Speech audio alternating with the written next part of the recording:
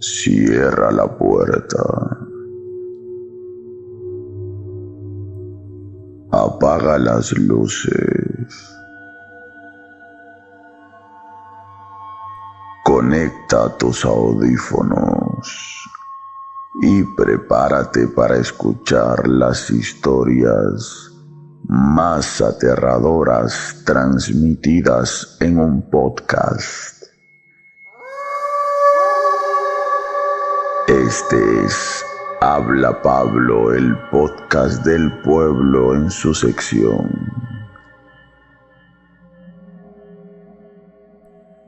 Historias para no dormir. Si esta noche no tienes ganas de dormir, este podcast es para ti.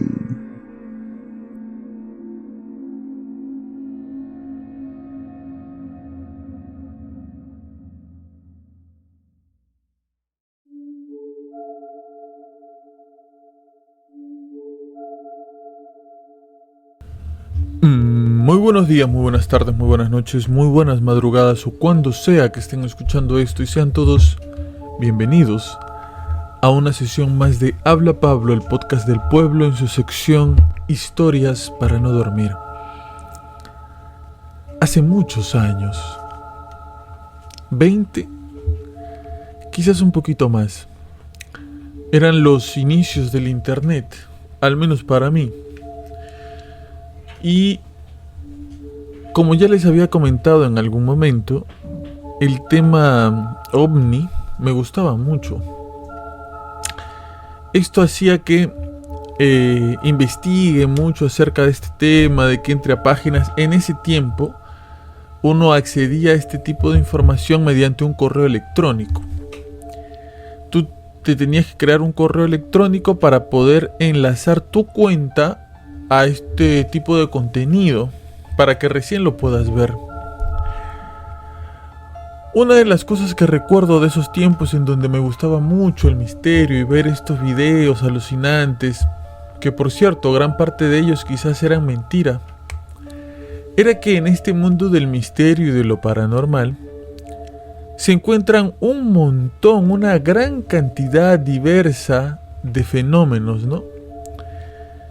Quizás a mi joven edad adolescente, lo que más me asustó en esos tiempos no eran los extraterrestres, no eran los objetos voladores, no eran pues quizás duendes o el hombre del eslabón perdido, ¿no? El Bigfoot, el pie grande. No era eso. Fue más bien un video con el que me crucé en YouTube. Este video llevaba como título Con el diablo en la voz, que precisamente es el título del podcast del día de hoy en Historias para no dormir. ¿Por qué me llamó tanto la atención y por qué me dio tanto miedo este video? Porque en este video con este título tan extravagante, había un grupo de canciones a las que el autor de este video, no recuerdo obviamente quién era, decía que estas canciones llevaban un mensaje oculto, un mensaje subliminal, dicho al derecho o dicho al revés, y que estas personas, las que cantaban estas canciones, habían hecho pactos con el demonio para ser famosos y poderosos. Y a raíz de esto, ellos habían obtenido mucho dinero. A raíz de estos pactos que habían hecho, habían recibido mucho dinero, pero a cambio tenían que incluir en su música, en sus canciones, palabras con mensaje subliminal, que los jóvenes, que las personas que las escucharan tengan una influencia por estas palabras y terminen haciendo actos malévolos, actos malignos, ¿no? ¿Quién sabe? ¿Cómo han cambiado los tiempos y cómo han pasado los años? Ahora al parecer ya no hace tanta falta que estas cosas negativas y malas que en ese momento se decían pasen por algún mensaje subliminal. Por el contrario, sin ser subliminal y cantándolo literalmente, estos mensajes salen a la luz totalmente. O sea, ya no existe la necesidad de que estas cosas se oculten para decirlas. Simplemente se dicen sin ningún tipo de mensaje subliminal. Increíble, pero cierto. ¿Y por qué me asustó tanto esto? Porque yo decía, caramba, algo en lo que tanto uno puede confiar como es la música, es increíble que tenga este tipo de mensajes, no lo puedo creer. Y tal cantante hace esto, y fulano hace esto, y sultano. Me llenó de bastante miedo y me hizo pensar que los mensajes subliminales son cosas reales. Son cosas de las que había que tener cuidado y que había que cuidarse. En adelante, cuando escuchaba algo raro en una canción, decía, mire, este debe ser un mensaje subliminal, este desgraciado que está diciendo esto en esta canción. Con el pasar del tiempo, no es que no crea en los mensajes subliminales. Incluso hay estudios que se hacen actualmente en donde se les pone, por ejemplo, mensajes subliminales a vacas con el llamado de los terneros para incentivar que las vacas tengan bebés, tengan terneros, tengan vacas más chiquitas, ¿no? También se hace esto cuando están en gestación las vacas para que más rápido nazcan sus bebés. Entonces los mensajes subliminales son algo real. Sino que pienso que ahora el mensaje se vuelve un poco más atrevido quizás. Atrevido porque ya no sienten la intención de ocultar nada. Por ejemplo, uno de estos cantantes muy extravagantes y que lanzan un mensaje extravagante también es, por ejemplo, Marilyn Manson. El nombre de Marilyn Manson proviene de, según él, que él admiraba mucho a Marilyn Monroe, pero también a Charles Manson, aquel asesino en esta masacre que hubo hace un tiempo, ¿no? La combinación de estos dos nombres era el nombre que él había escogido para él mismo. Marilyn Manson es un abierto, por lo que creíamos, satanista o algo así, ¿no? Canta música con letras que van en contra de Dios, en contra de la religión. Muy valiente él en contra de la fe de los demás, ¿no? Yendo bajo cualquier método en sus letras en contra de la Virgen, de Jesús. Muchas personas podrían decir que su música es buena, ¿no? Yo recuerdo que me parece que la música que se usa para las películas de John Wick es de Marilyn Manson, ¿no? Bueno, no es mala música. O sea, nosotros que quizás no entendemos de qué cosa está hablando, si escuchamos el ritmo de la música, podamos creer que es chévere, ¿no? Es agradable, es llamativa. Quizás si supiéramos lo que dice no nos gustaría tanto. Pero podríamos juzgar una música que consideramos buena y llevar nuestro juicio de una forma diferente si entendemos lo que dice la letra. No lo sé. Algo que sí sé es que a partir de, no Marilyn Manson, sino a partir de una época en el mundo comenzaron a haber estas corrientes de personas que se decían a sí mismas satánicas, que compartían diferentes tipos de músicas con este mensaje continuo en contra de la iglesia, en contra de Jesús, en contra de Dios, en contra de las creencias de los demás. Y entonces uno se llega a preguntar, ¿podría ser posible que este tipo de música hecha por estos cantantes con este tipo de mensaje afecte conscientemente a las personas, y si las afecta, que las guíe, que las conduzca a cometer crímenes, a cometer actos malos, negativos en contra de otras personas. Es posible que la música pueda influenciar a las personas de forma negativa.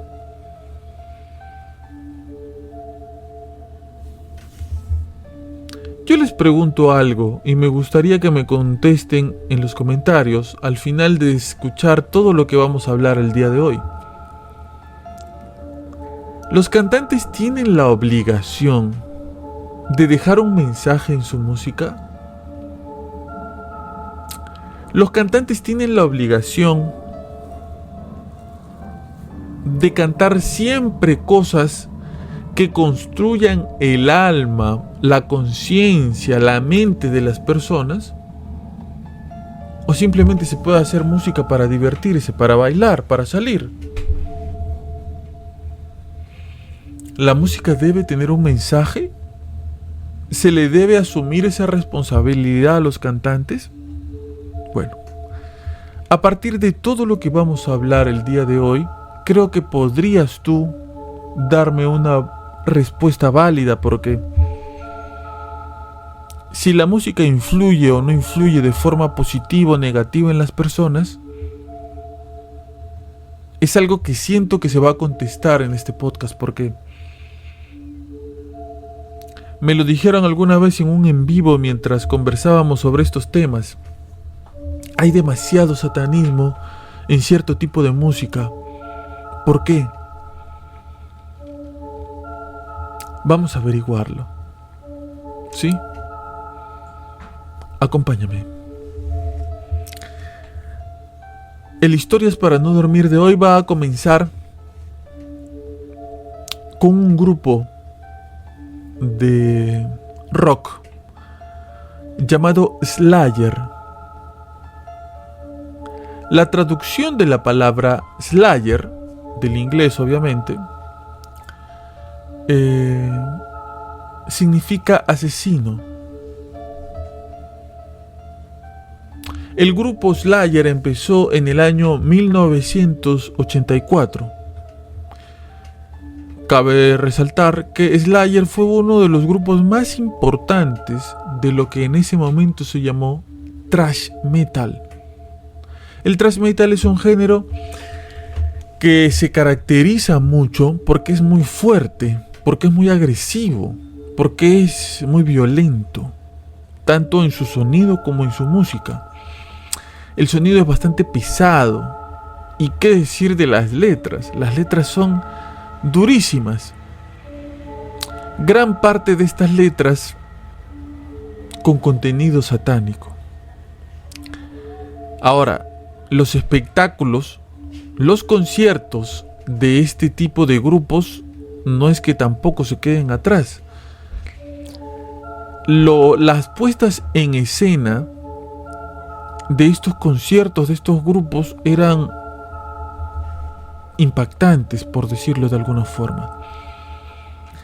Se podría decir que este grupo Slayer rompió con bastantes paradigmas de la época, y eso se puede notar rápidamente en lo que serían los nombres de sus discos. Por ejemplo, uno de los nombres de uno de sus discos sería Reino de Sangre. Otro nombre del grupo Slayer, de uno de los discos del grupo Slayer, sería El Infierno Espera.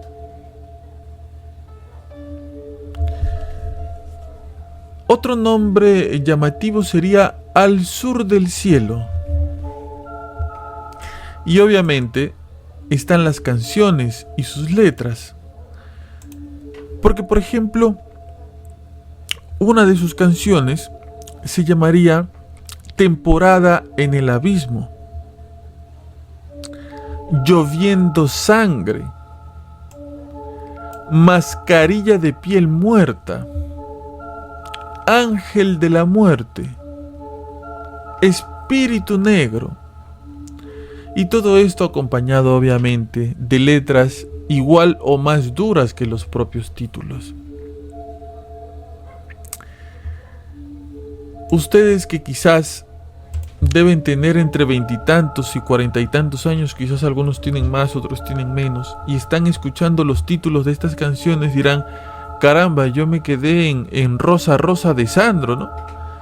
O yo me quedé, no sé, en Hasta que te conocí de Juan Gabriel. Pero, El infierno espera, Mascarilla de piel muerta.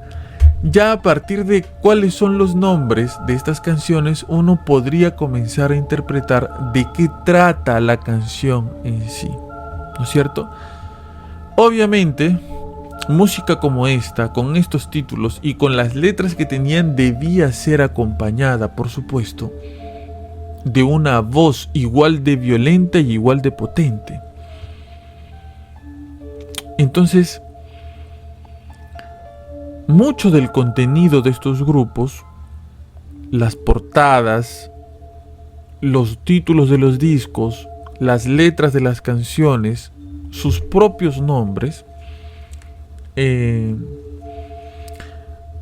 son materiales que cualquier persona que por supuesto no está acostumbrada a consumir este tipo de música llamaría satánico, diabólico, demoníaco, incluso quizás hasta blasfemo y hereje por las cosas que decían. Nos guste o no, este grupo y estos grupos en general influyeron en el rock. Este tipo de música, este estilo de música de Slayer, junto con otros grupos de ese momento, fue el inicio de otros varios movimientos dentro del rock, como por ejemplo el black metal, como por ejemplo el speed metal, como por ejemplo el bike metal. Todo esto con el tiempo se fue cambiando y se abriría paso a algo que le llaman grunge. Esto es un poco más o menos, no es que sea experto en rock y en todo lo que tiene que ver con eso, únicamente te estoy tratando de hacer una pequeña introducción para que entiendas más o menos la importancia de este tipo de música para algunas personas. En el año de 1996, este grupo Slayer se vio involucrado en una denuncia bastante fuerte. Una pareja de esposos, David y Lisanne Pegler, demandarían al grupo Slayer. Ellos los estaban acusando de que sus canciones incitaban a la violencia, de que sus canciones incitaban al suicidio, de que sus canciones incitaban al satanismo, junto con una gran lista de otras acusaciones. La demanda tuvo muchos problemas para proceder. ¿Por qué? Porque los jueces en ese momento consideraban que el grupo de rock, sea cual sea el contenido del cual estén hablando, sus ideas, su forma de pensar, su punto de vista, simplemente hacía que ellos expresen sus opiniones. Al estar expresando ellos sus opiniones en un juicio, ellos podrían acceder a acogerse a la primera enmienda en Estados Unidos. La primera enmienda, por si acaso, si es que no la conoces, se trata al derecho a la libre expresión. Entonces, si comenzaban un juicio y una demanda, rápidamente estas personas podrían decir: caramba, nosotros estamos dando nuestras opiniones, ¿por qué se nos debería juzgar por eso? Y de cierta manera los jueces tenían razón. La demanda no coge cuerpo, no termina de embonar. Quizás se demora bastantes años y llegan los años 2000. Aún así, con el tiempo la demanda termina siendo descartada. Una vez que se descarta la demanda casi de inmediato, la familia Pegler apela y los vuelve a demandar. Esta vez con muchos más argumentos. Esta demanda vuelve a ser desestimada. El juez llega a mencionar que si bien el grupo Slayer, sus actividades, las cosas que hacían, las letras de sus canciones, cómo hacían sus canciones y todo lo que tenía que ver con ellos no era de su agrado, es más, él lo considera de lo más desagradable. Él consideraba que ellos tenían derecho a expresarse y a decir las cosas como ellos los piensen. Pero ¿quiénes eran David y Lisanne Pegler? ¿Por qué estaban demandando a los Slayer?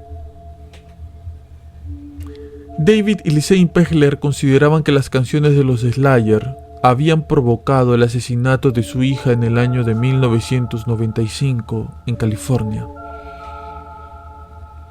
Los Pegler creían que la influencia de las letras de las canciones y del todo el contenido que compartían los Slayer habían influenciado a unos jóvenes a matar a su hija. Su hija se llamaba Elise Pegler. Elise Pegler había nacido en California en el año de 1980. En una comunidad bastante pequeña que para el momento en el que ocurrieron los hechos solamente tenía 12.000 o 13.000 habitantes. Era una comunidad bastante pequeña en donde seguramente todo el mundo se conocía. Elise era una chica rubia de ojos azules. Lo primero en que te imaginas cuando piensas en una típica chica de Estados Unidos, ¿no? En una adolescente. Porque para el momento en que todo esto sucedió, Elise solamente tenía 15 años. Los Pegler pertenecían a la iglesia cristiana de la ciudad. En esa iglesia todos se conocen. Si bien todos se conocían por el barrio y porque vivían cerca, en la iglesia se conocen más porque comparten más cosas juntos. Todos les pasan la voz por la calle, todos en las tiendas los reconocen, ellos reconocen a otras personas. Elise estaba yendo al colegio llamado Arroyo Grande High School y obviamente todos sabían quién era Elise. Cuando había comentado hace un momento que ellos eran una familia cristiana, cabe resaltar que ellos acudían con bastante frecuencia a su iglesia, y no solamente a la iglesia los domingos, sino a las diferentes actividades que se hacían dentro de la iglesia cristiana, dentro de su comunidad. Quizás esta presencia de forma tan continua va creando en el corazón de Elise unas ganas, un ímpetu por buscar otro tipo de aventuras, por conocer otro tipo de gente, por conocer qué cosa hay mucho más allá, que es algo válido y típico de la edad que tenía, ¿no? En esta misma comunidad hay 3 personas.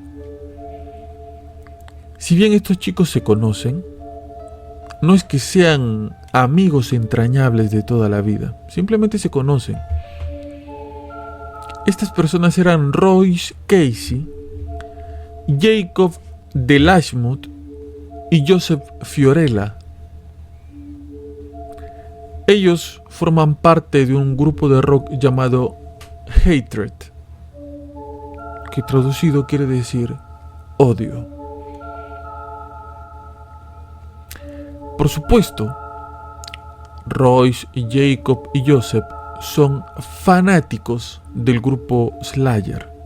Les encanta toda la música de Slayer y todo lo que hacen. Admiran al grupo al borde del fanatismo completo. Y déjenme decirles que ellos creen con mucha seguridad que todo lo que los Slayer dicen en sus canciones es completamente real.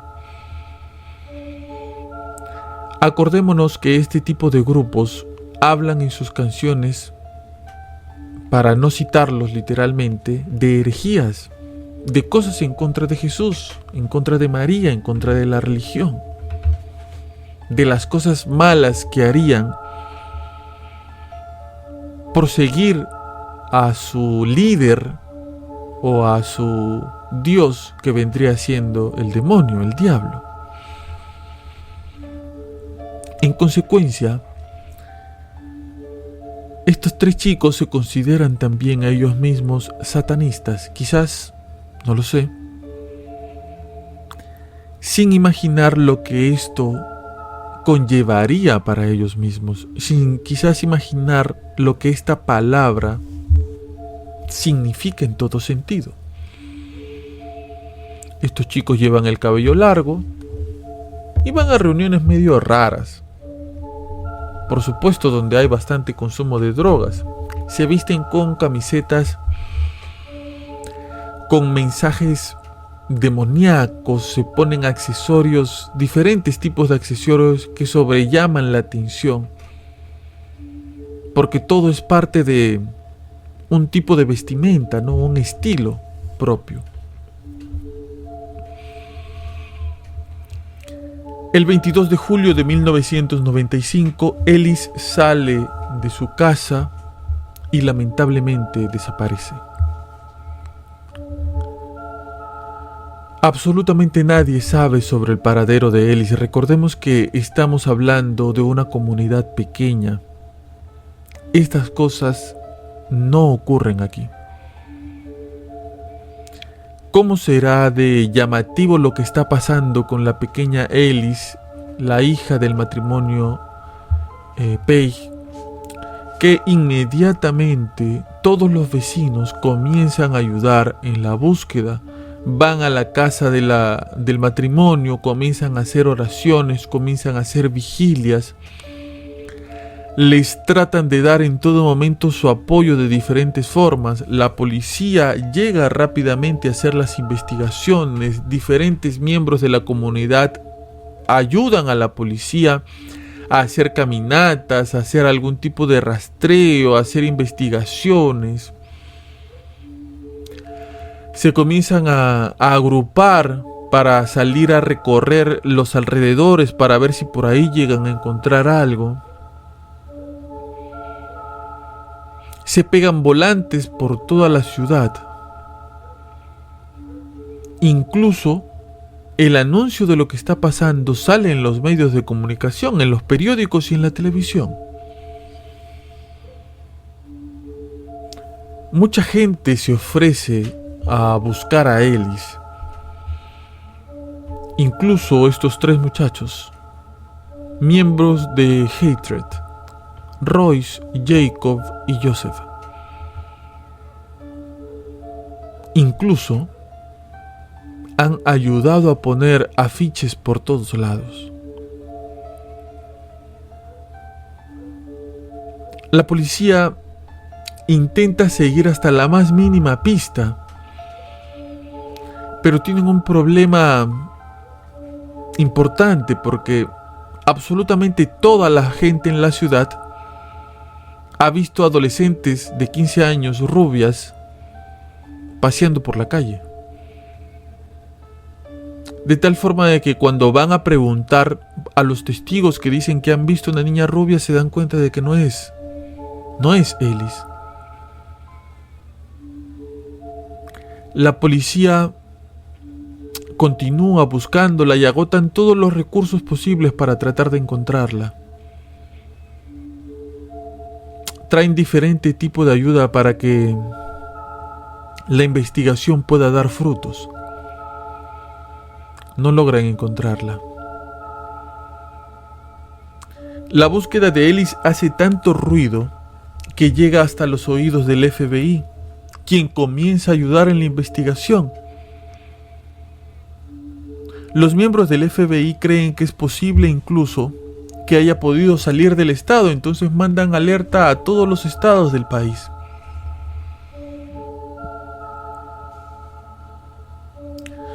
Aún así no aparece. Mientras tanto, el grupo de metal Hatred continúa con sus ensayos, siguen como si nada.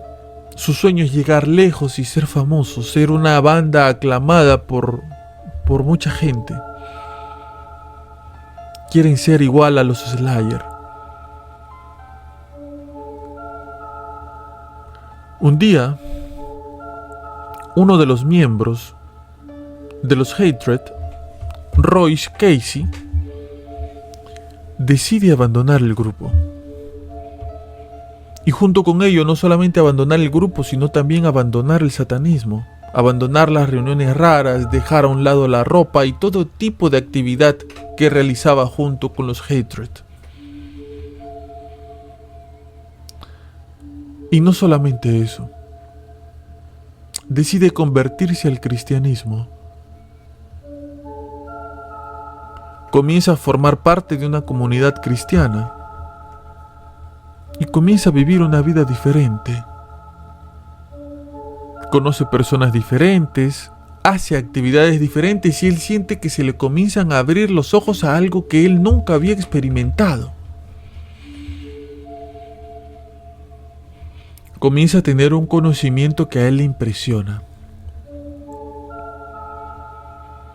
Mientras más va pasando el tiempo, él siente algo dentro de sí, un impulso.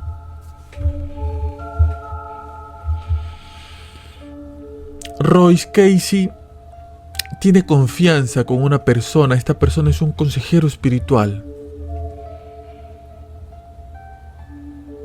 Royce Casey decide hablar con este consejero espiritual porque le quiere hablar de algo muy importante. Es un hombre que se había ganado su confianza. Un hombre que lo había ayudado en este proceso.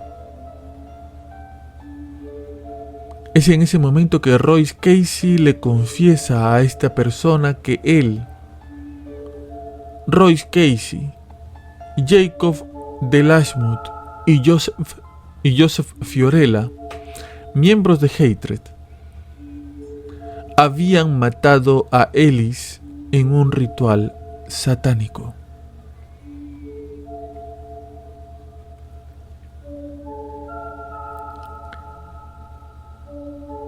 Este consejero espiritual escucha asombrado lo que le acaba de contar Royce. Él había sido parte también de la búsqueda de Ellis. Guarda silencio por un momento, piensa qué es lo que debe hacer y en ese momento llama a la policía. Para los que en este punto se deben estar preguntando por el secreto de confesión, recordemos que en este caso eso no aplica, porque estamos hablando de personas que son cristianas. La confesión y el secreto de confesión únicamente aplica para la Iglesia Católica. Y además, tenemos que decir también que la Iglesia Católica puede revelar el secreto de la confesión cuando existe riesgo de delito o se han cometido delitos graves. En esos casos, no necesariamente el sacerdote tiene que guardar el secreto de confesión. Por el contrario, está obligado a llamar a la policía. Entonces, este consejero espiritual no tenía ningún tipo de impedimento para llamar a la policía y contarle lo que estaba pasando.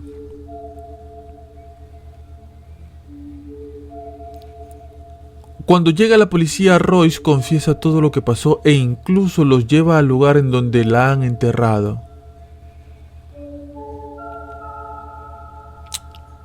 Estos tres hombres habían enterrado a unos 400 metros de la casa de los Pegler a Ellis, cerquísima, muy cerca de su casa. Royce los lleva al lugar, llegan los peritos para comenzar la exhumación, empiezan las excavaciones y sí, ahí está el cuerpo de Ellis Pagler. Los peritos comentarían después que el cuerpo de la pequeña joven de 15 años aún se encontraba conservado, a pesar de que, para este punto en el que Royce Casey confiesa el asesinato de Ellis, habían pasado ya 8 meses. Royce tardó 8 meses en sentir un pequeño remordimiento en su interior para confesar lo que le había hecho a Ellis.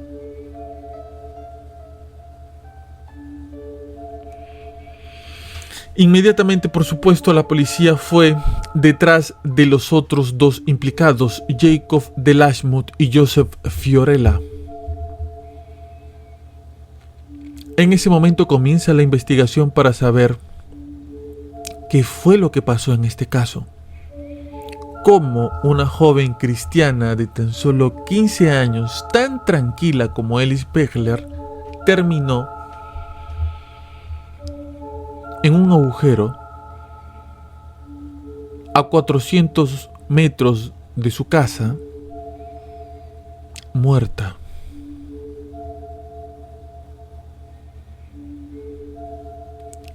La policía decide interrogarlos por separado y al verse los 3 acorralados, uno comienza a echarle la culpa al otro. Gracias a eso, la policía pudo sacar información y detalles de lo que le había pasado a Ellis. Al haber exhumado el cuerpo, los peritos también sumaron sus evidencias para darle más contexto e información al caso. Lo que había pasado era que estos 3 tipos habían imaginado que las letras del grupo Slayer tenían mensajes para ellos. Al parecer, el que había empezado con esta idea horrible había sido Jacob de Lashmut. Según él, estos mensajes le decían que ellos debían realizar un sacrificio humano para que la banda llegue al éxito.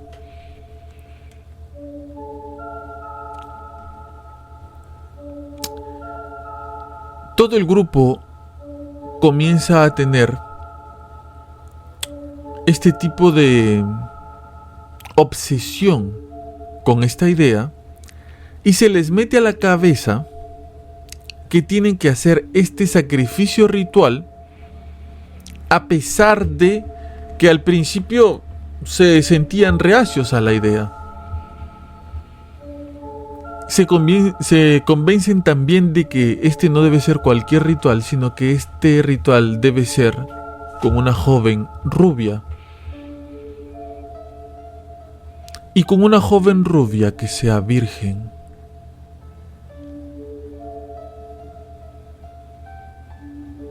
Y es en este enfermo análisis que deciden que Ellis es la indicada.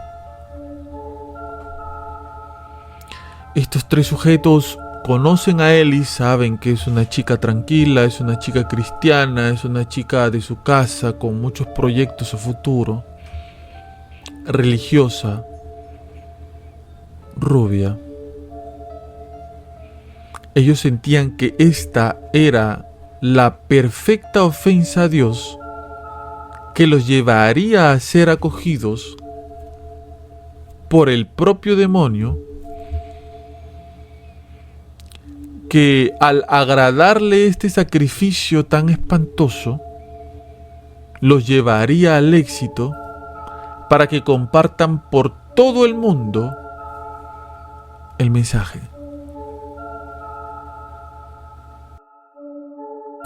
estos tres planean durante semanas lo que le iban a hacer a Ellis. Poco a poco se van relacionando con ella. Una chica como Ellis jamás se juntaría con sujetos como estos. Pero poco a poco comenzaron a engañarla, a acercarse a ella, a tratar de tener algún tipo de interacción. En este punto debemos analizar que quizás Ellis, al tener la edad que tenía y al vivir esta constante experiencia de acudir a su iglesia cristiana, quizás quería conocer otras cosas, ¿no? Quería experimentar otras cosas, quería conocer otro tipo de gente, y todo esto muy propio de su edad, vuelvo y repito. ¿Quién de nosotros cuando fue adolescente no tuvo esa curiosidad por conocer otras cosas? ¿A cuántos de nosotros papá o mamá nos decían: no hagas eso, que te va a ir mal, que está mal, no te juntes con ese amigo que no te conviene, ese grupo, esas personas no te van a llevar a nada bueno? Y nosotros, a pesar de eso, tercos, seguimos. Quizás, lamentablemente, la pequeña Ellis a sus 15 años quería conocer, no sé, otro tipo de vida, otro tipo de personas.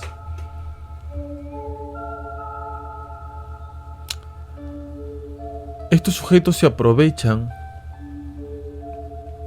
de esta curiosidad e ingenuidad de Ellis, se ganan su confianza, y es así que el 22 de julio de 1995 le dijeron que estarían en el bosque y que fumarían marihuana.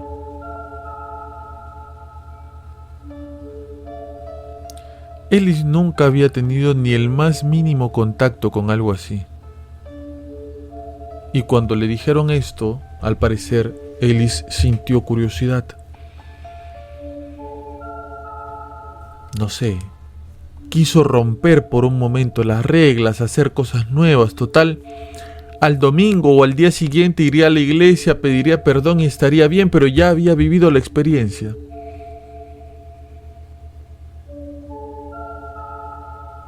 Ellis sale de su casa, llega al bosque, ve a estos tres tipos y,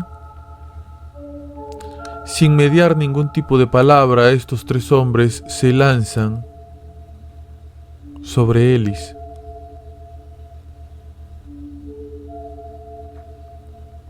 La matan.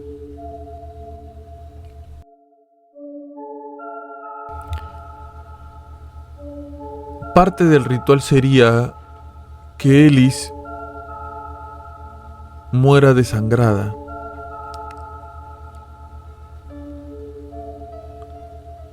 Así que le hacen un corte profundo y la dejan desangrarse mientras que Ellis gritaba por ayuda, rezaba y llamaba a su mamá. Todo esto contado por ellos mismos en el juicio.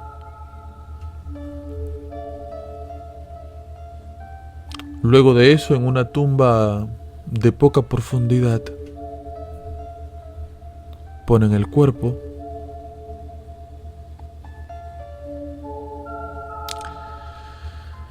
y dentro de las acusaciones que le hacen a estos sujetos, los peritos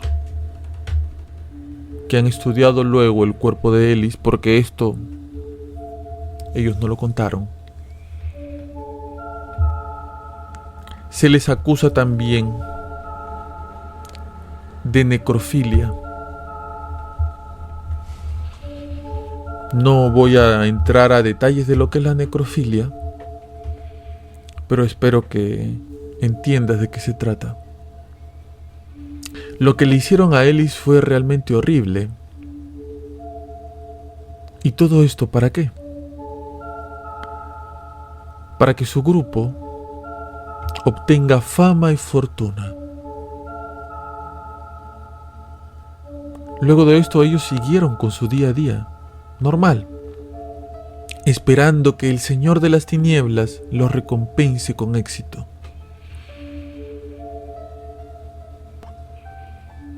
Al parecer el único que no estaba muy de acuerdo con que esto pase era Royce Casey. Se cree que él se habría opuesto de hacer esto de alguna forma, pero a las finales también participó. El juicio fue un juicio terrible, pero a la vez muy claro. Nadie tenía dudas de lo que había pasado, eran completamente culpables, y a pesar de que cuando estos sujetos cometieron el acto que cometieron eran menores de edad, los jueces los juzgan como adultos y los condenan a cadena perpetua.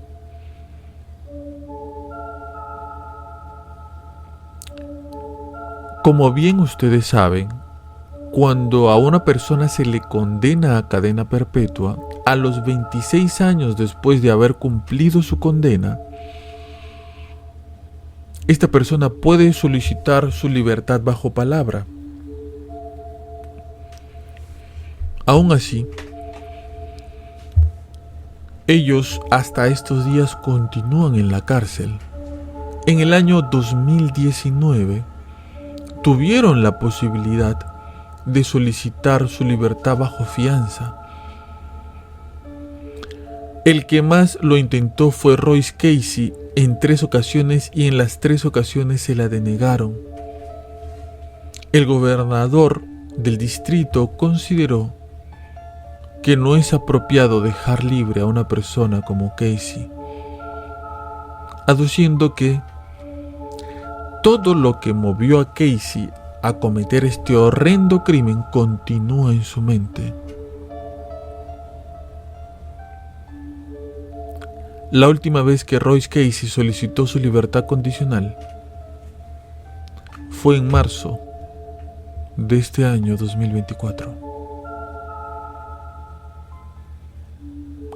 Las demandas que los esposos Pegler hicieron en el año de 1996 en contra del grupo Slayer terminaron desestimadas. No se encontraron pruebas de que las canciones tuvieran algo que ver o el mensaje de las canciones tuviera algo que ver o influyera en los jóvenes para cometer estos crímenes. Tomando en cuenta que el grupo Slayer vendió 40 millones de discos, la policía adujo que si esto era así y este grupo estaba influenciando a otras personas, hubiera habido una ola increíble de asesinatos por todo el mundo. Pero esto no pasó. Así que la demanda quedó ahí. ¿Influyó acaso la música del grupo Slayer en estos 3 tipos? ¿Son responsables los del grupo Slayer y sus letras y su forma de cantar y las portadas de sus discos y los títulos de sus canciones y sus letras?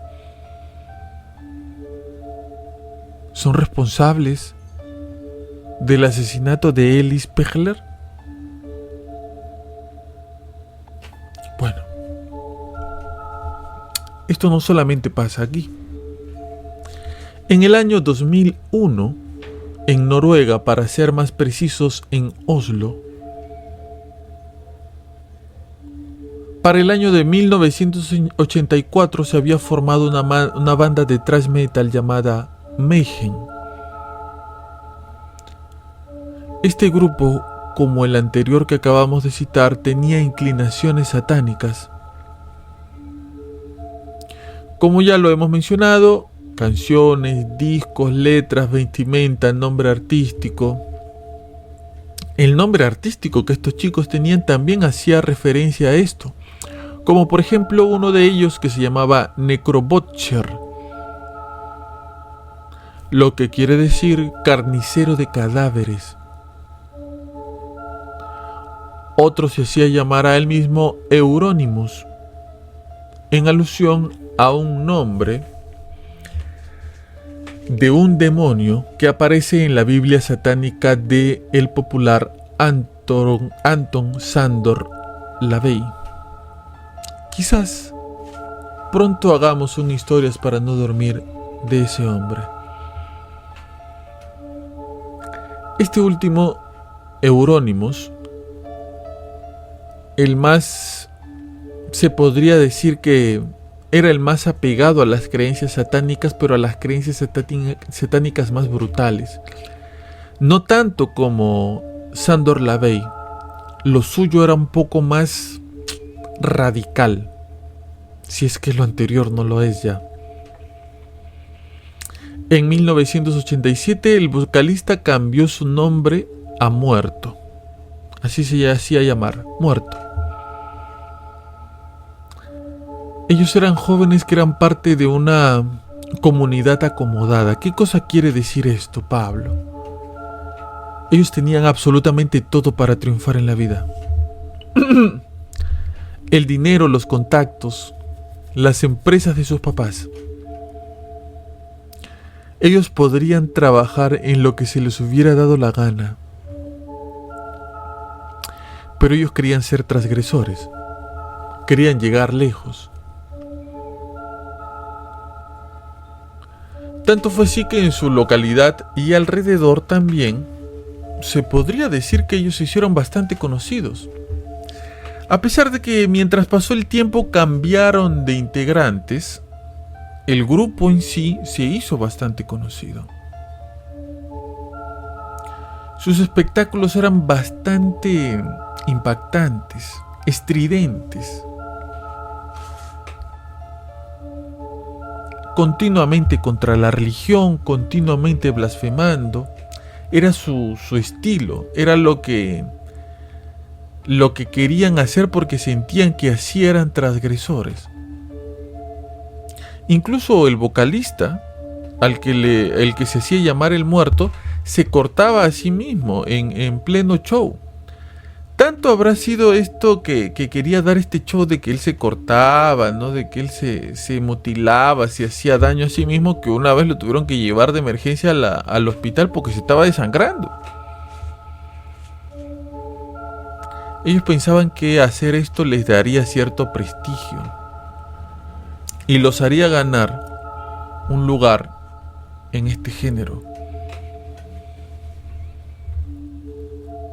A partir de este comportamiento que estos chicos tenían, obviamente los fanáticos comenzaron a crear leyendas urbanas sobre ellos y sobre su comportamiento, ¿no?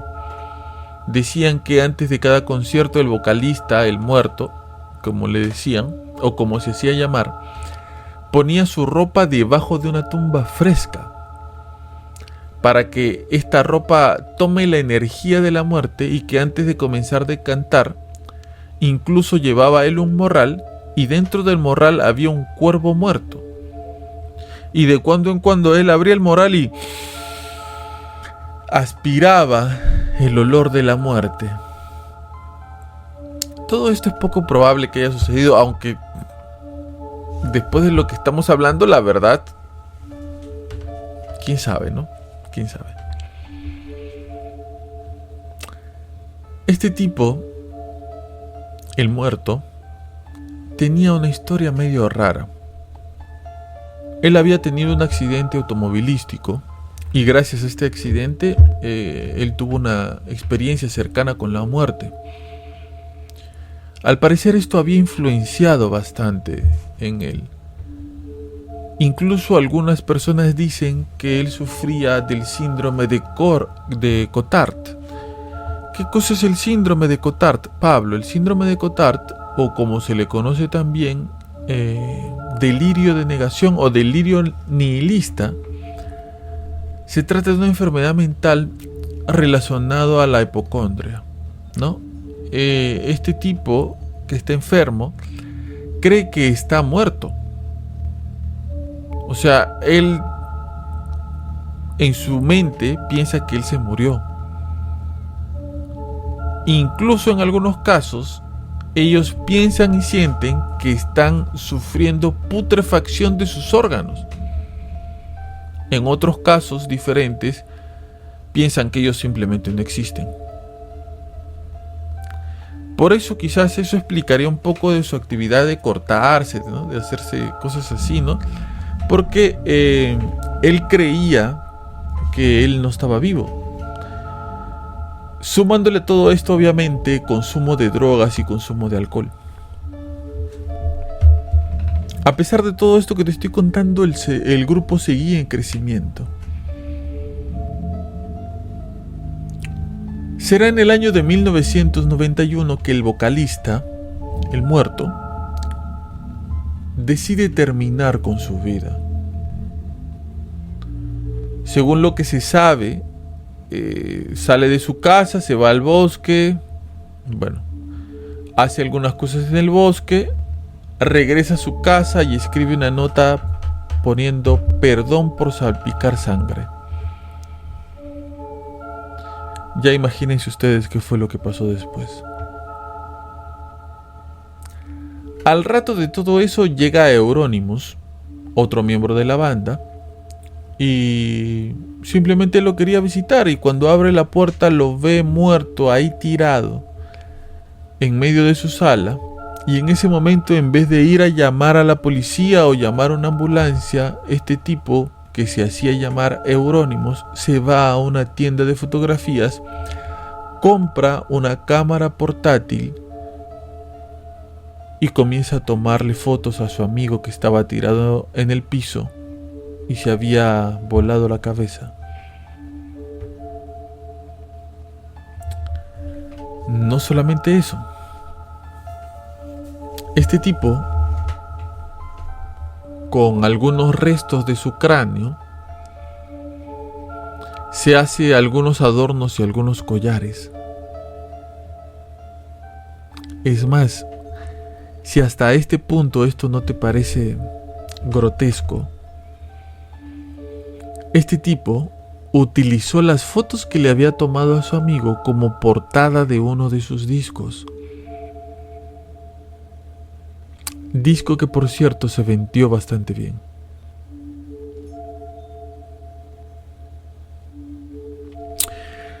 El resto del grupo toma esta actitud de Euronymous como algo demasiado radical. Sienten que lo que ha hecho traspasa cualquier tipo de respeto por la muerte de su amigo.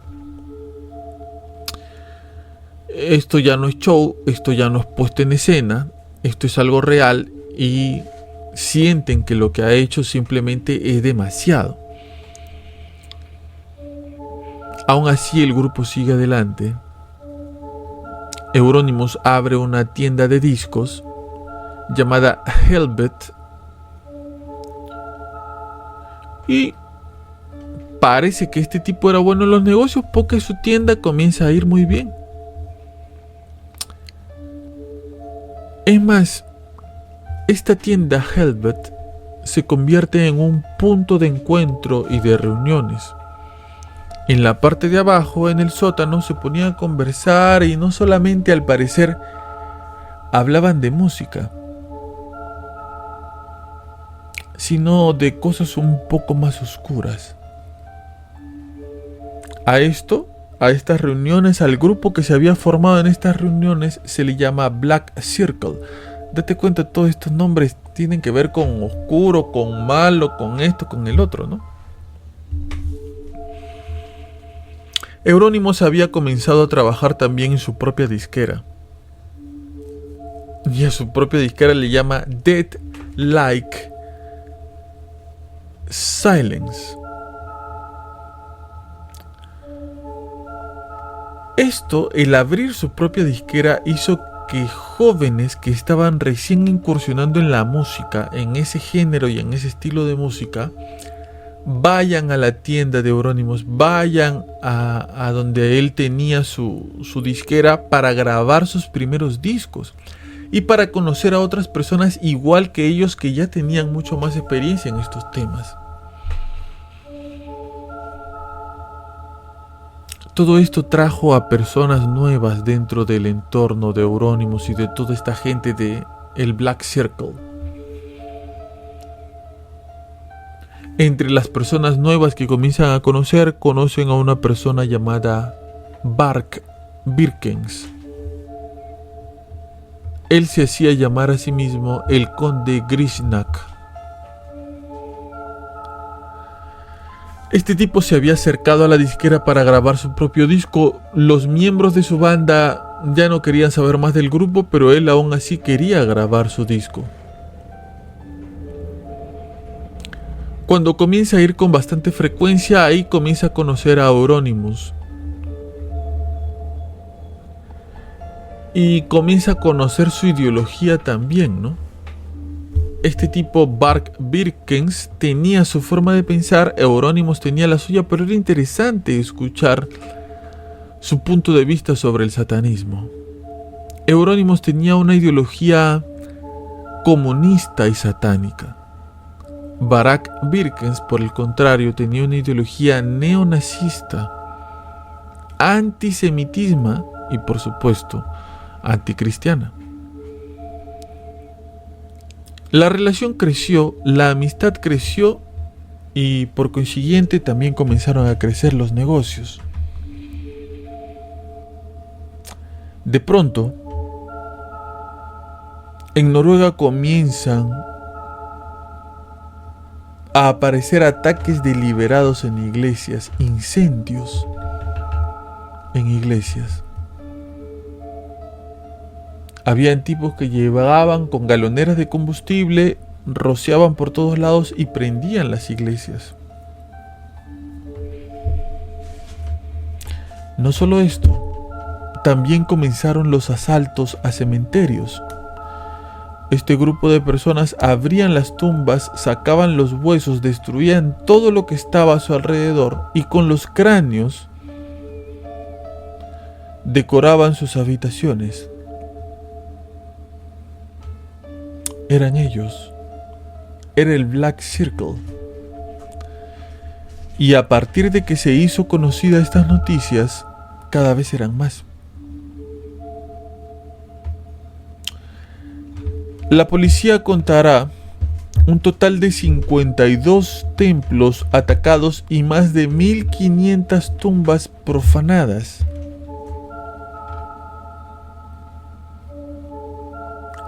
La policía tenía sus formas de pensar, su forma de ver las cosas, pero se estaba tomando esto mucho más en serio porque un bombero había muerto en uno de los incendios.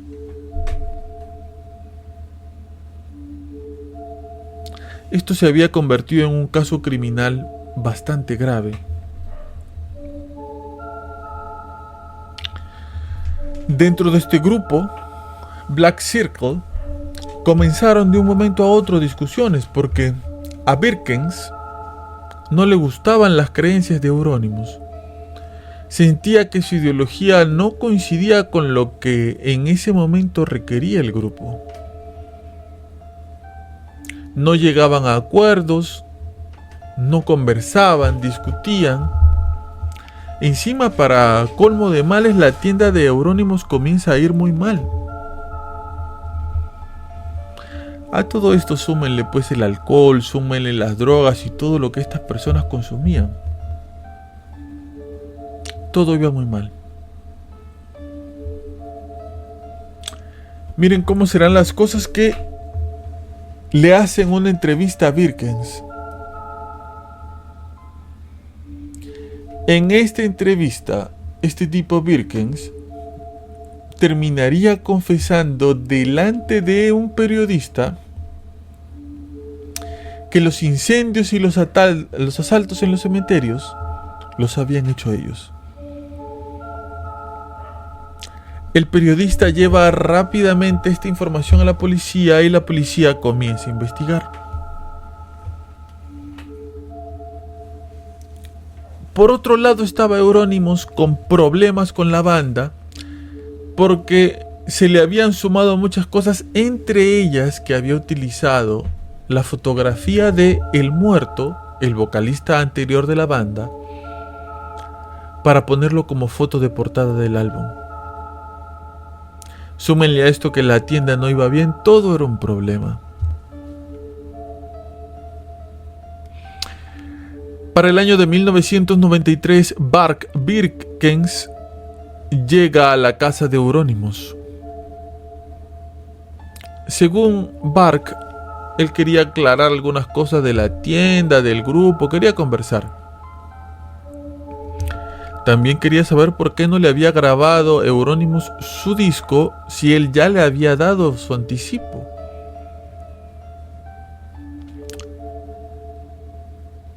Euronymous había dicho que quería matarlo, o bueno, al menos ese era el chisme que le habían dicho a Bark.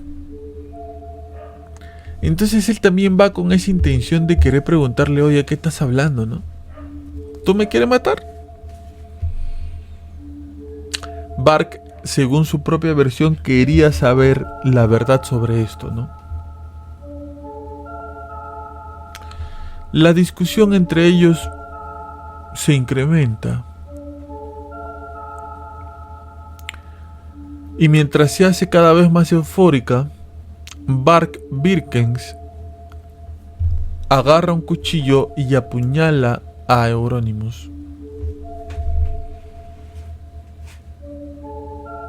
Obviamente en su manifestación Bark diría que todo esto fue en defensa propia. Pero incluso Bark Birkens crea una especie de excusa. Crea una especie de coartada para no ser atrapado. Bark Birkens alquila una película. Acuérdese que en ese tiempo a uno le alquilaban una película con su nombre y su apellido, ¿no? Estaba registrado ahí. Y él quiere decir que en el momento en que esto pasó con Euronymous, él estaba con unos amigos viendo una película. La policía comienza los interrogatorios, obviamente todos por separado. Y se dan cuenta de que esto es mentira.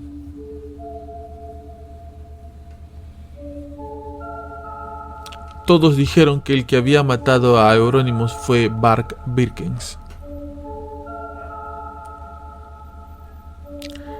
La policía detiene a Bark.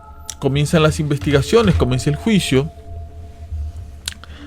Y en ese momento la policía se da cuenta qué es lo que realmente tiene entre manos. Esto no es un caso más de asesinato.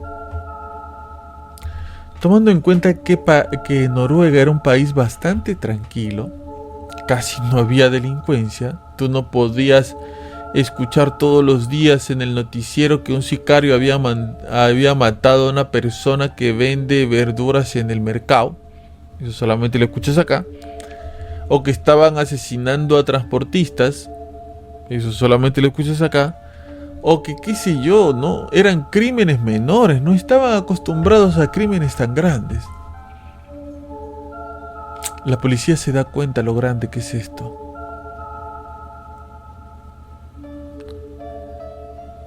Se da cuenta de las reuniones en el sótano, se da cuenta de cuántas personas son más o menos.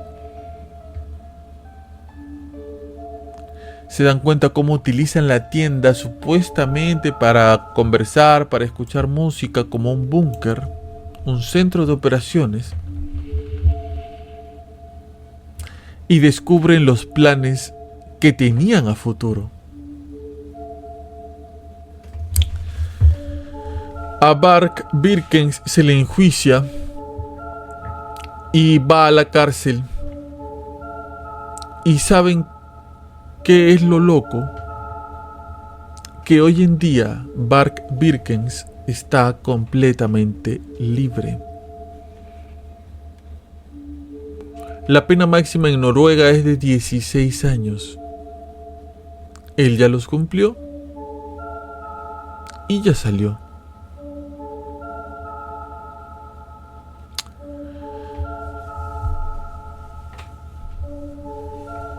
Podrán decir, bueno, ¿y qué hizo después que salió? Después que salió no estuvo inmiscuido en menos problemas, déjenme decirles. Porque una vez que salió lo detuvieron cuando estuvo también en París. En el mismo Noruega también tuvo problemas y en el año 2011 se le relacionó con una persona que apoyaba la masacre del 2011. ¿Qué había pasado el 2011 en Noruega? Un hombre en Oslo había asesinado a 77 personas. Bart Birkens había dicho, en todo caso había escrito algunas cosas mostrando su apoyo a la matanza, pero tenía una acotación. Él decía que el asesino no lo había hecho perfecto, que él lo hubiera hecho mejor.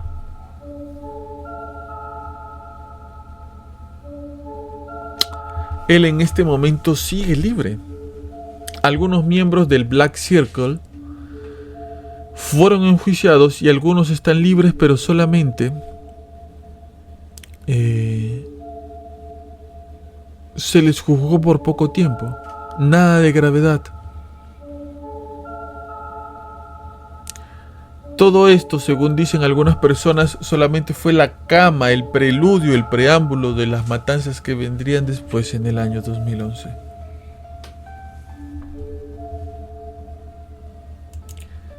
Entonces, las personas que pertenecen a estos círculos, que son parte de estos grupos, podrían influenciarse de la música que escuchan de tal forma que podrían cometer actos terribles.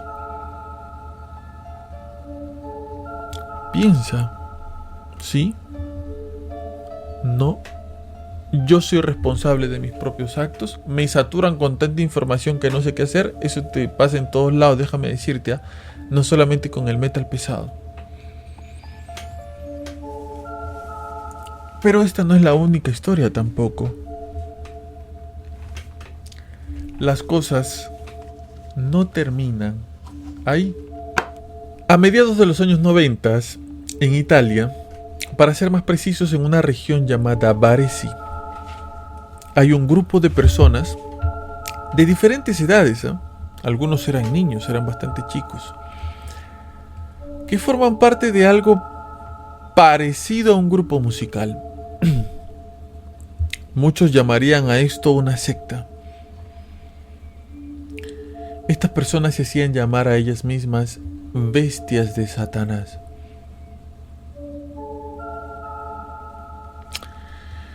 ¿Qué tiene en común este grupo con los antes mencionados? Pues sus gustos musicales. A ellos les encantaba la música de tipo heavy metal. Pero claro, y como ya te he dicho anteriormente, de la parte más agresiva del heavy metal.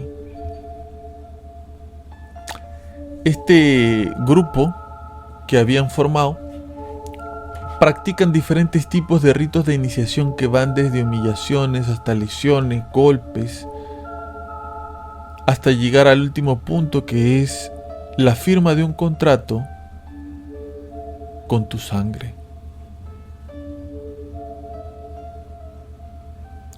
Esto por supuesto que es un pacto satánico, ¿no? Dentro del lugar en donde tienen todo esto, incluso ellos tienen un sinfín de simbología satánica. Y tienen como premisa de este grupo que únicamente sale de aquí, de este grupo, de este movimiento, solamente vas a poder salir si sales muerto.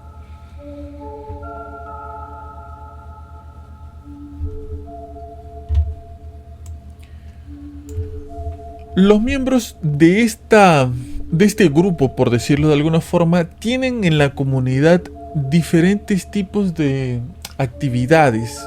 No es que, no sé, es que no sabría qué trabajo imaginarme para decir, esta persona es satánico. No, o sea, pero esto es aún peor porque estas personas no tenían trabajos llamativos. Era un carpintero, era un albañil, un recepcionista, una persona de limpieza. Y todos ellos en la noche se transformaban en terribles seres oscuros, con su ropa, con sus accesorios, ¿no? Quizás muchas de esas veces en la calle hemos visto personas así. Y quién sabe, quizás tú eres una de esas personas.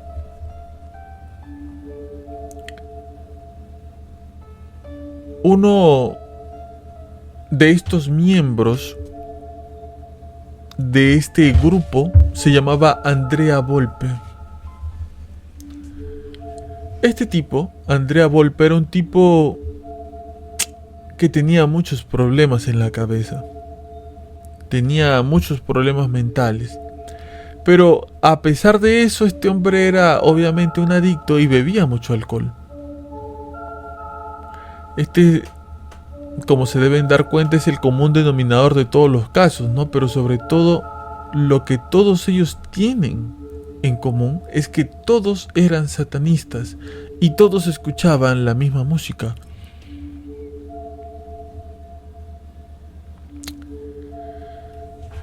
Cuando Volpe entra al grupo, le da algo que podríamos decir otro estatus. Le da otro vuelo, le da otra intención a las actividades que ellos hacían. ¿Por qué? Volpe siempre pensaba en ir más allá. Él no se conformaba solamente con hacer grafitis en algunas paredes. Planes que tenían el albañil, el carpintero, no. Él quería ir más allá.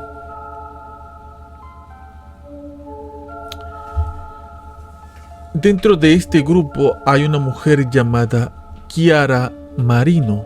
Chiara había entrado ya hace un tiempo porque la invitó un amigo de ella llamado Pablo Leoni. Pablo Leoni era fundador de esta iglesia, de este grupo. Yo le digo iglesia como si fuera iglesia, de este grupo. Chiara tenía aproximadamente 19 años para cuando pasa todo esto, y era una mujer bastante atractiva. Leoni la había invitado al grupo porque la quería ver de forma más continua, porque él quería ser, como dice la canción, algo más que su amigo. A mucha gente le sorprendió que Chiara sea parte de este grupo, porque mucha gente vio en Chiara una persona con grandes oportunidades. A pesar de esto, ella había aceptado pasar por todas estas humillaciones con tal de ser parte del grupo.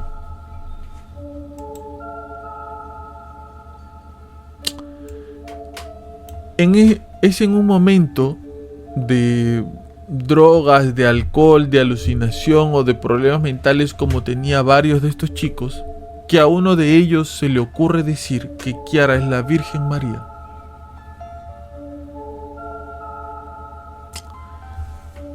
Me imagino que ustedes escuchando esto dirían: pero ¿cómo va a creer Pablo que una persona de la Virgen María? ¿Estos tipos tan locos? ¿O esto lo hacen a propósito? ¿O qué les pasa? Tomen en cuenta, por favor, que estamos hablando de personas que seguramente están siendo influenciadas primero que nada por la secta a la cual pertenecen. Están consumiendo alcohol y drogas a todas horas. Y quién sabe más que se estuvieran metiendo. Pero son personas condicionadas a esta idea. Quizás tú puedas decir, no, yo que voy a hacer algo así, yo nunca haría algo así, ¿no? Pero quizás en el contexto en el que vives, tú has terminado haciendo algo que tú dijiste, yo nunca haría esto, pero lo terminas haciendo. Como siempre les digo, ¿no? Es mucho más fácil engañar a una persona que convencerla de que ha sido engañada.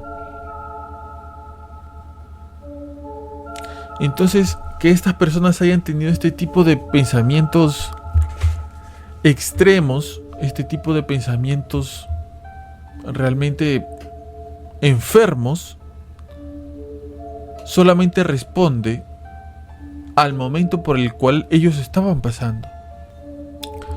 La cosa es que comienzan a asediar a Kiara. La acosan, la fastidian. La comienzan a humillar. Incluso le comienzan a infligir lesiones. Se dice que alguien alguna vez la mordió acá en el cuello o la cortó. Después de tanto acoso, llega a un punto donde está harta de todo esto y se quiere salir totalmente del grupo. Además, dentro del grupo ha conocido a un chico. Este chico se llama Fabio Tolis. Fabio Tolis era músico, y si bien pertenecía a este grupo, él no se toma muy en serio todo lo que está pasando ahí. Él está ahí porque muchas personas comparten con él sus gustos musicales.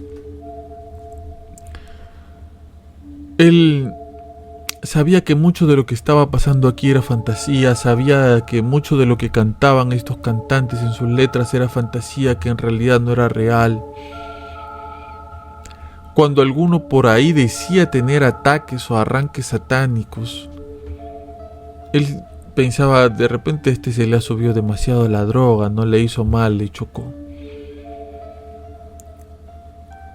Lo que sí no le gustaba a Fabio era el maltrato que se hacía en contra de Kiara.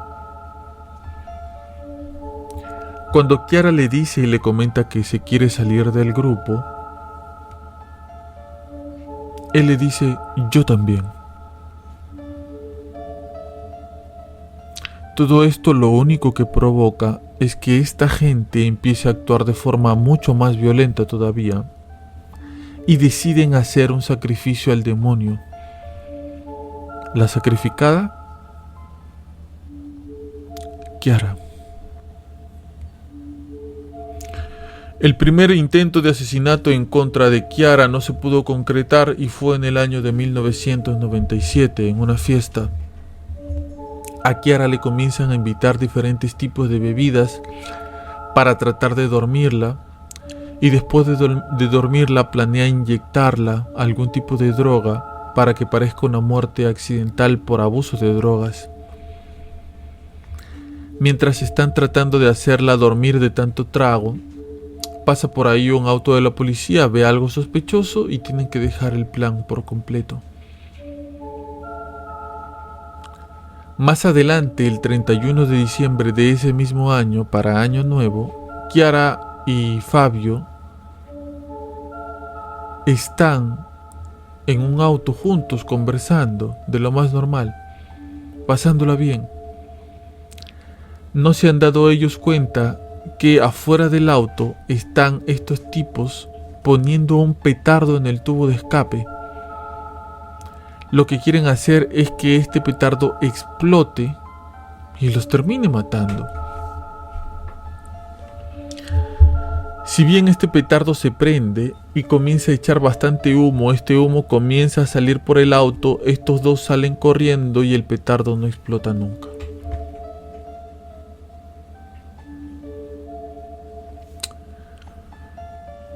Kiara y Fabio no sospechan del grupo, no creen que ellos puedan ser capaces de hacer algo así. Por otro lado, la gente del grupo está decidida a matar a Kiara. Quizás dejarían vivo a Fabio. Lo que querían era matar a Kiara. Para enero del año de 1998 los llaman para una reunión. Los llevan a un lugar llamado Mesana Superior. Es un bosque. Lo que Kiara desconoce es que desde el día anterior este grupo se ha reunido para excavar una tumba, como declararían ellos mismos después de los interrogatorios. Los únicos, dicho por ellos, que no sabían que iban a ser asesinados eran ellos mismos. Los engañan diciéndoles que es un ritual muy importante al cual deben acudir, y cuando llegan, estas personas empiezan con el ritual medio raro e inmediatamente se lanzan sobre Kiara. Fabio tiene solamente 16 años, pero es un tipo alto y un tipo fuerte, y trata de ayudar a Kiara como puede, trata de defenderla, pero ellos son muchos. Los terminan sometiendo y matándolos a los dos. Luego de eso, tiran los cuerpos a la tumba, les echan tierra y al día siguiente, muy temprano, regresan al bosque ya con luz, limpian toda la zona y rocían amoníaco por todos lados para que no haya mucho olor de putrefacción de los cuerpos. Sin el más mínimo remordimiento, vuelven a sus casas y cada uno con su vida.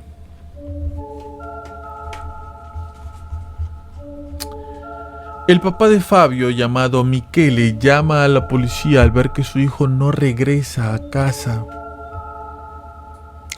Va a buscarlo al lugar donde se suponía que iba a estar y no encuentra nada. Él comienza su propia investigación, ya que la policía le dice: oye, compadre, probablemente se han ido los dos juntos, se han fugado y ya está, no aparecen.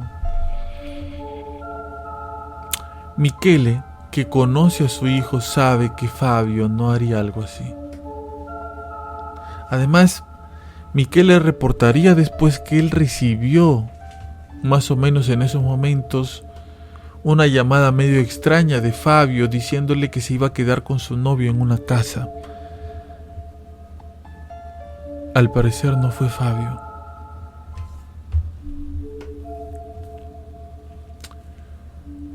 Michele sigue con la investigación por su cuenta, ya que no puede contar con la policía, y va descubriendo poco a poco cosas increíbles.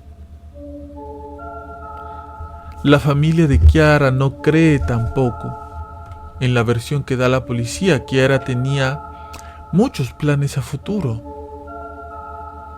Además, Kiara tenía en su tarjeta de crédito 5.000 euros ahorrados. El dinero seguía intacto. ¿Por qué, si se había ido con Fabio, no había sacado ese dinero o en todo caso lo estuviera gastando en este momento? Fabio también tenía ahorros y tampoco había tocado su dinero. ¿Cómo se fueron entonces? Michele fue hasta la prensa a hacer todo un escándalo, porque como bien saben, a veces, si para la policía no armas un escándalo, no actúa. La policía retoma el caso, pero no encontraban nada. No encuentran nada hasta el 1 de enero del año 2004. María Pessotta fue llamada a una casa. Ella era la exnovia de Andrea Volpe. María Pessotta había decidido alejarse de toda esta vida de satanismo, de la música, de las letras, de que me he visto así, de que me pongo acá. Ya no quería saber nada más con eso.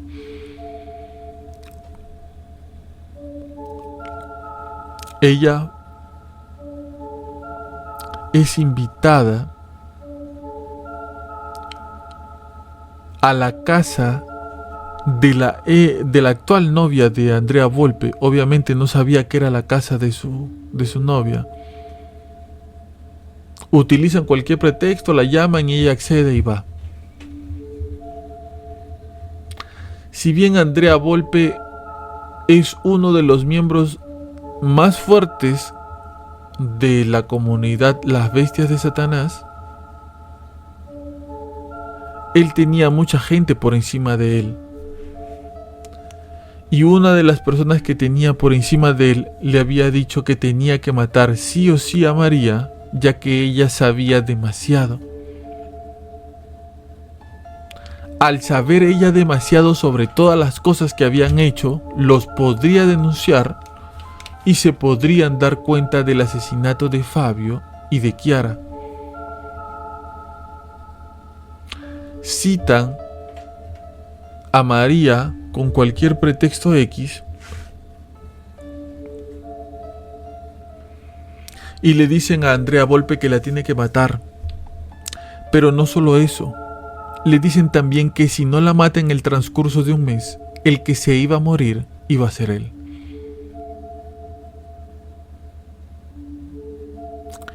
Cuando María llega, Andrea Volpe inmediatamente, sin lidiar ningún tipo de palabra, coge un arma, le dispara.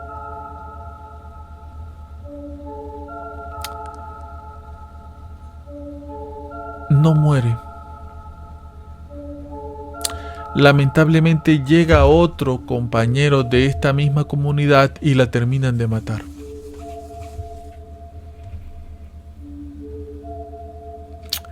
Hacen un hueco y la entierran en el jardín de la actual novia de Volpe. Eso no es todo, dicen, bueno, para que dejen de haber evidencias hay que meter su auto al río. Y le dan las llaves a la enamorada de Volpe para que ella conduzca el carro y lo deje tirado en el río. Pero estaba esta muchacha tan alcoholizada y tan drogada que se termina chocando contra una pared. Llega la policía, le hace preguntas y se dan cuenta de que ese no es su auto. A partir de ahí comienzan las averiguaciones.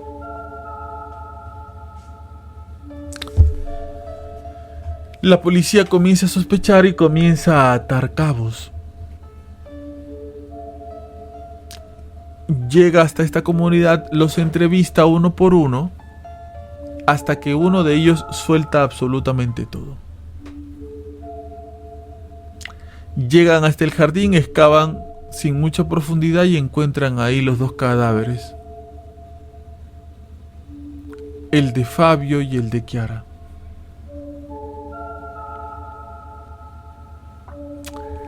Andrea Volpe termina haciendo un trato con la policía para decirles dónde estaban enterrados los cuerpos de Fabio y Chiara. Todo esto a cambio de ¿qué? De una reducción de condena.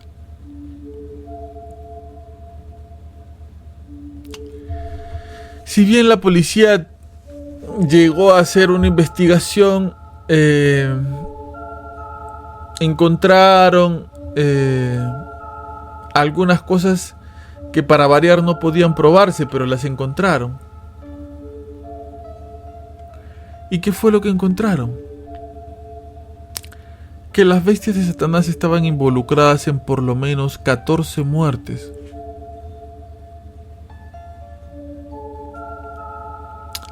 Por más increíble que esto parezca, estas personas, Andrea Volpe y algunos de sus secuaces actualmente están libres. Hacen su vida como si nada.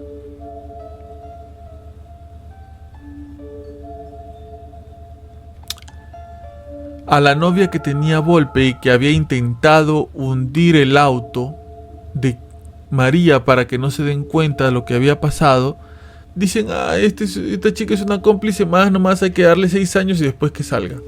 Salió y cambió su identidad, nadie sabe cómo se llama ahora. Los únicos que se comieron su condena fueron aquellos que no colaboraron con la fiscalía. Todos los demás salieron.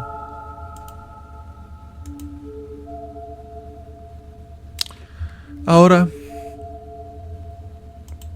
yo te quiero preguntar una cosa. Te lo pregunté al principio de todo esto. ¿Son los cantantes, los músicos, responsables verdaderos de dejar un mensaje? ¿Están obligados a hacerlo? La música, sea black metal, o sea reggaetón, o sea trap, o sea chicha, o sea cumbia, o sea salsa, porque no estigmaticemos un estilo de música diciendo que solamente el rock o el metal pesado puede hacer que las personas sientan algún tipo de influencia satánica en ellos. Yo creo que no. Pero es posible. Es posible que en un género con tantas blasfemias, con tantas formas de denigrar a Dios, estas personas se terminen influyendo del satanismo. ¿Por qué? ¿Y por qué creo que no necesariamente son personas satánicas? Porque esto es un show. Algunas personas lo creen, sí, pero esto en la mayoría de personas es un show. Es una puesta en escena para llamar la atención. Es marketing. Ay, yo soy satánico, no creo en Dios. Y mira, agarro una cruz y la invierto. Mira, para llamar la atención. Pero ¿ustedes creen de verdad que estas personas van a misas negras? ¿A rituales satánicos? En su mayoría no. Alguno irá, sí. Pero en su mayoría no. Esto es show. Ellos hacen esto por show.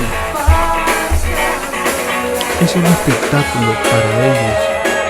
Claro, es posible de que no crean, ¿no?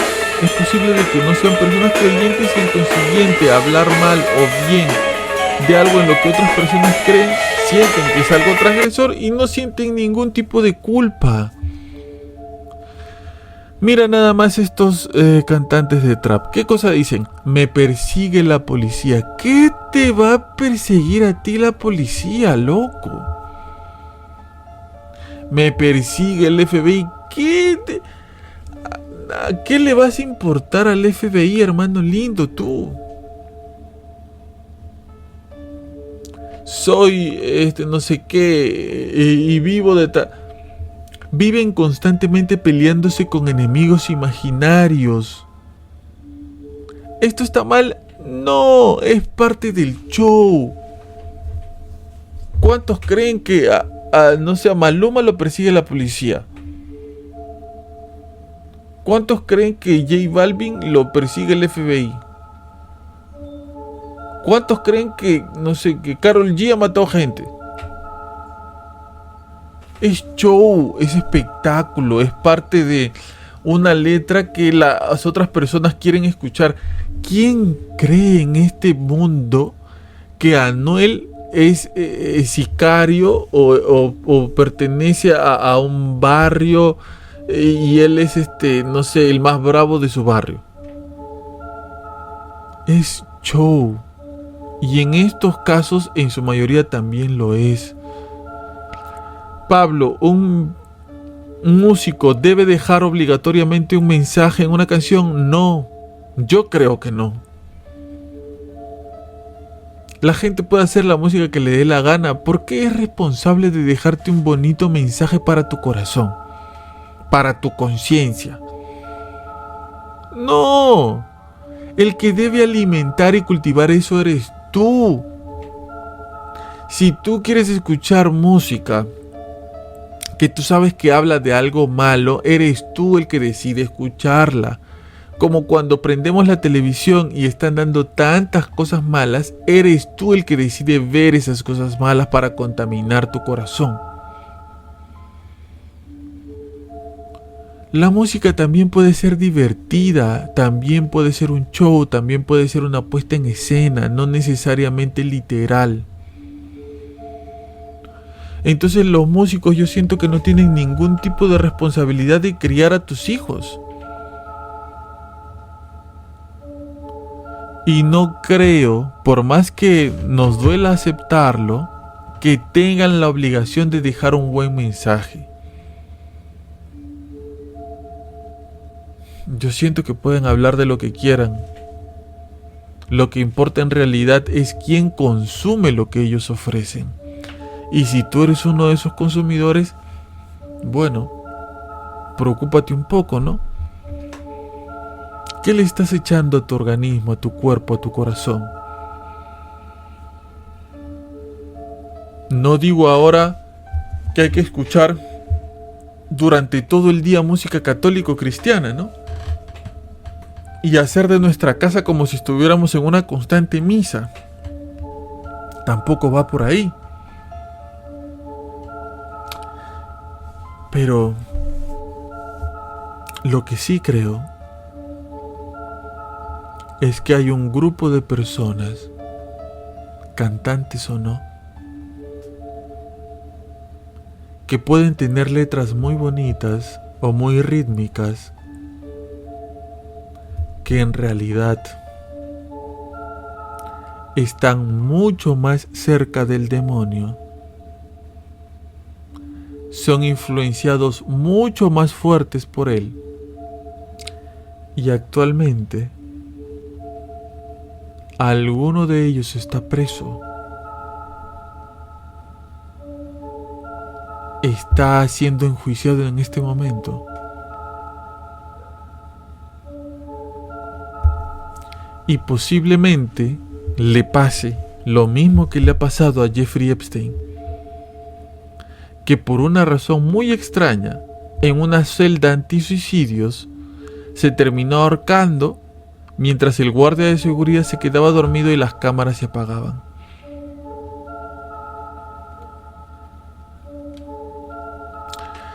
¿Tuvieron algo que ver estos grupos de rock con lo que estos jóvenes hicieron? No lo sé. Lo que sí sé es que nosotros somos los responsables de saber qué es lo que metemos a nuestro corazón y a nuestro organismo, a nuestra mente.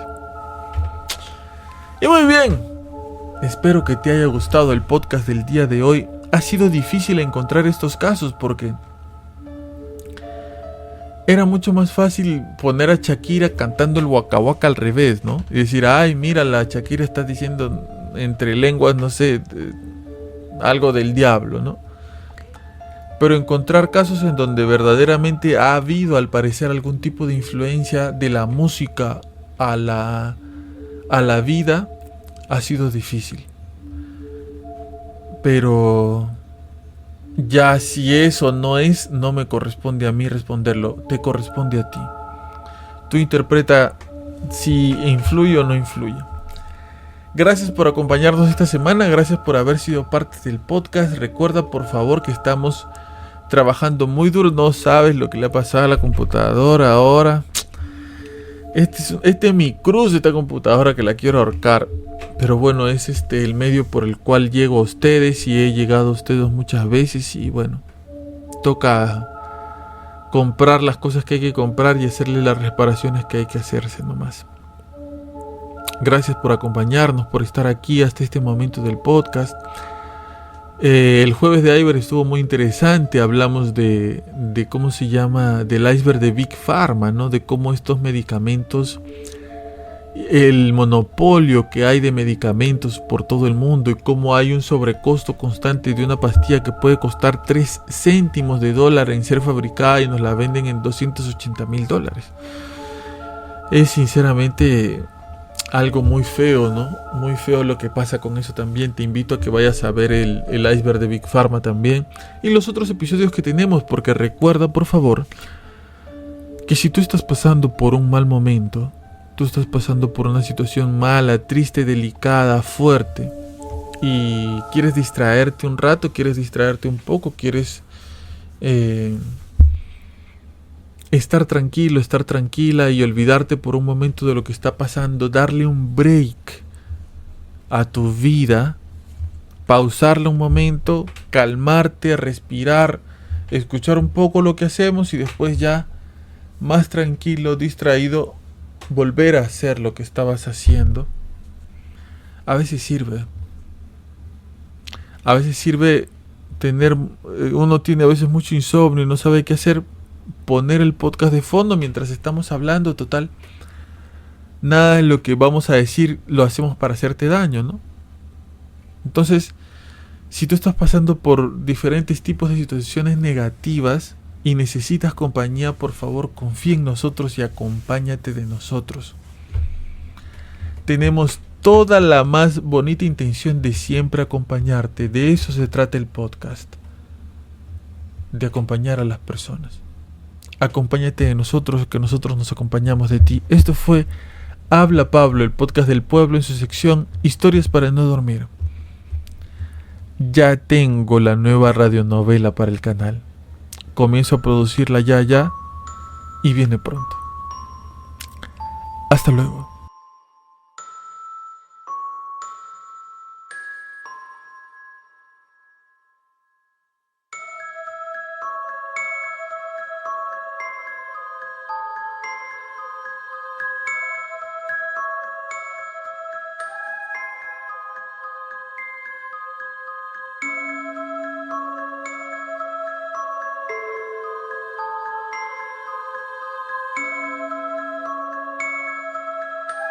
Quiero enviar un agradecimiento especial a todas aquellas personas que se han suscrito al canal mediante el botón unirse, a las personas que nos envían donativos cuando el podcast está saliendo en vivo mediante su superchat y todas aquellas personas que están comenzando a donarnos mediante el código QR.